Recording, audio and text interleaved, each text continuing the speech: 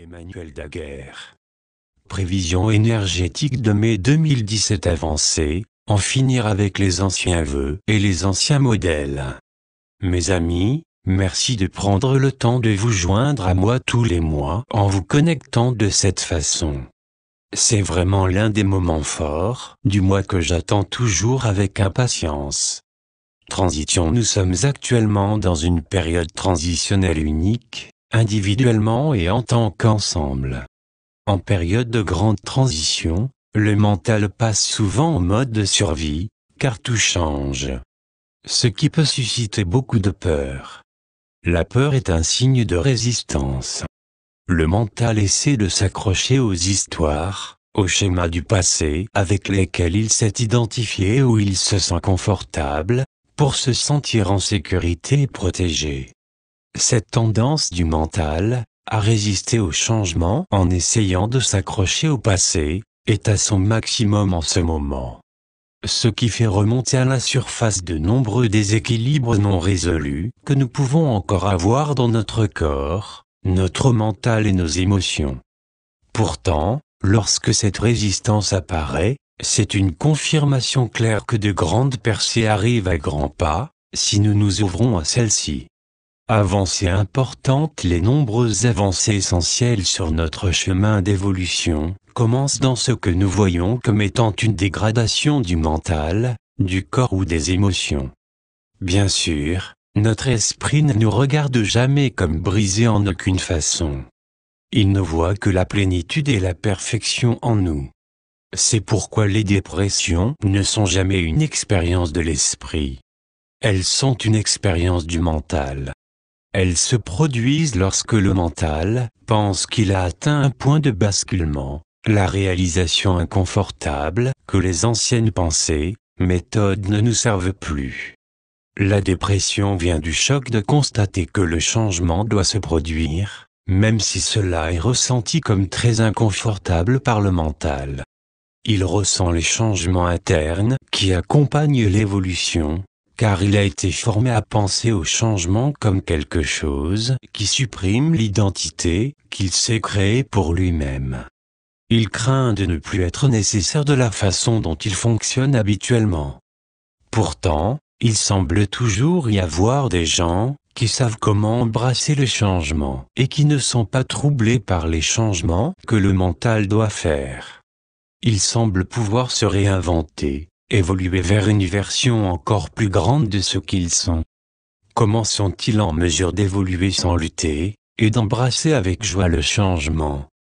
Pensez à quelqu'un que vous connaissez qui accepte les changements et qui change facilement, en laissant arriver les choses sans résistance ni peur. Ces esprits libres ne sont pas attachés aux anciennes façons familières. Ainsi ils sont capables de permettre le changement sans se sentir menacés par celui-ci.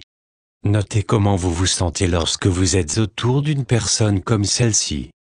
Vous êtes peut-être plus détendu, car vous expérimentez la fluidité de l'énergie de cette personne. Vous pouvez voir qu'elle considère la vie plus à travers son cœur qu'à travers son mental. Contrairement au mental, notre esprit n'est pas impressionné par le changement. Il est alimenté et excité par celui-ci. En fait, il s'épanouit dans les changements. Pourtant, il n'est pas inhabituel pour la plupart d'entre nous de ressentir des papillons dans notre estomac alors que nous considérons un grand changement, ou que nous avons affaire à une nouvelle situation. Ce n'est pas vraiment de la peur, ni un avertissement concernant un événement à venir. C'est notre esprit qui danse avec enthousiasme et qui nous fait savoir que nous avançons d'une nouvelle manière stimulante. Bien sûr, le mental interprète les papillons comme de la nervosité ou de la peur. Car avec sa façon limitée de voir les choses, il ne comprend pas vraiment ce qui se passe. Lorsque cela se produit, il suffit de parler tranquillement à votre mental, de lui faire savoir que ces sentiments sont un signe de votre esprit qui est en train de créer une merveilleuse expérience pour vous. Dites-le lui afin qu'il puisse se libérer de toute peur. Elle n'est vraiment plus nécessaire. Les énergies qui sont arrivées pendant le mois de mars nous ont incités à aller bien au-delà de notre zone de confort. Si nous n'avions pas la compréhension de ce qui se passait, nous avons peut-être eu un sentiment de perte, de confusion et de souffrance émotionnelle, mentale ou physique. Pourtant, les dépressions peuvent nous conduire vers des moments incroyables d'évolution. En fait, une dépression signifie vraiment démanteler les modèles limitants qui ne servent plus notre bien supérieur. Nous sommes maintenant arrivés à un stade où nous ne sommes plus en mesure de trouver du confort dans les modèles limitants. Cela peut être ressenti comme une crise, mais c'est le genre de crise qui donne naissance à une toute nouvelle perspective. Ce qui peut être l'une des expériences les plus spirituelles que nous puissions avoir, car dans ce moment de crise, nous avons une chance de réévaluer notre vie et de créer une nouvelle réalité supérieure pour nous-mêmes. Si nous sommes prêts à apprendre de la dépression, le prochain chapitre de notre vie va pouvoir être plus brillant, car nous connaissons davantage le pouvoir de notre esprit et de notre soi supérieur. Mais pourquoi ces dépressions se produisent-elles maintenant? La fin des contrats karmiques.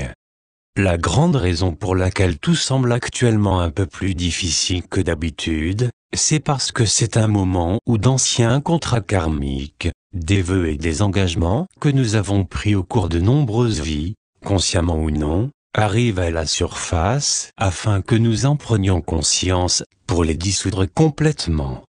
Les confirmations que nos anciens contrats karmiques expirent peuvent inclure des incitations intérieures qui nous encouragent à quitter notre emploi actuel ou nos entreprises, aligner pleinement notre but de vie, prendre plus soin de notre corps, de notre mental et de notre esprit, entrer pleinement dans notre pouvoir, déménager vers un nouvel endroit, laisser partir les relations malsaines, démarrer un nouveau travail, entreprise, projet ou passe-temps, faire la paix avec nous-mêmes, les autres et l'univers, accepter un niveau d'abondance plus élevé dans notre vie.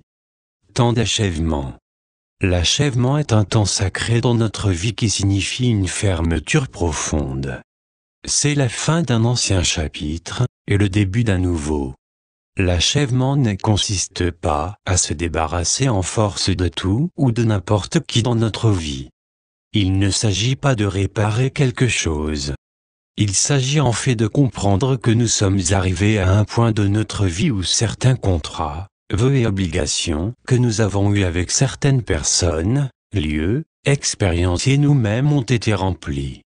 L'achèvement signifie que nous avons choisi de ne pas fuir ou d'éviter quelque chose qui nous a semblé inconfortable ou effrayant, et de regarder en face tous les challenges à régler.